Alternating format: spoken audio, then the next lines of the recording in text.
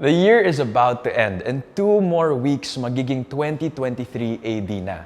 AD being Anno Domini or the Year of the Lord. Teka muna, bakit Year of the Lord?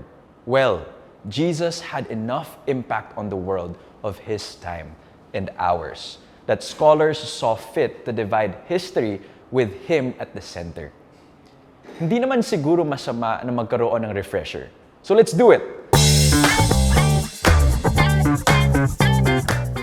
Jesus is a Jew who lived during the Roman occupation of Israel. He claimed that he is the Son of God and that he is the fulfillment of the law and the prophets.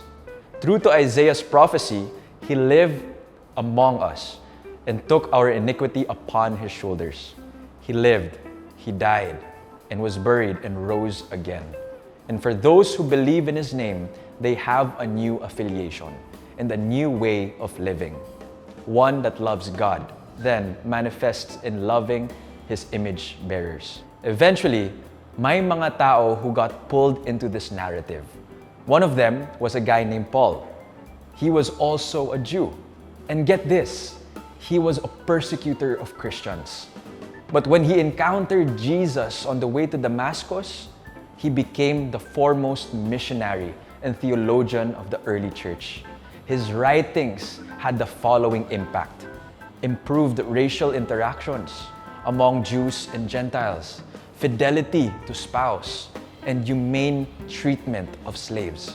Later on, a British Parliament member would apply the freedom of the gospel to slaves in the Roman Empire. He used to be a socialite who only cared about himself and his own pleasure until God moved in his life. Eventually, William Wilberforce would go on to abolish the slave trade in the name of Christ. And the list goes on. We have George Mueller, who raised orphans by prayer. Martin Luther King Jr., who led the civil rights movement, were all touched by God. And millions of unsung brothers and sisters in Christ whose lives were touched to touch other lives. And here's the awesome part.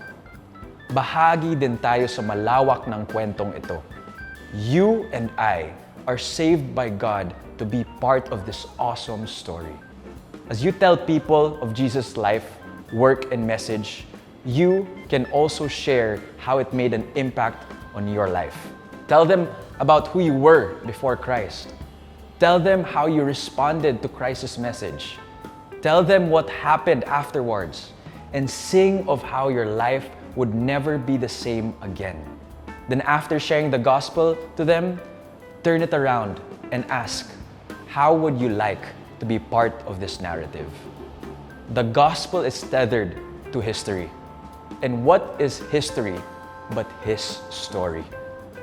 At the end of the day, Jesus is the one orchestrating the lives of his sons and daughters for our good and his glory.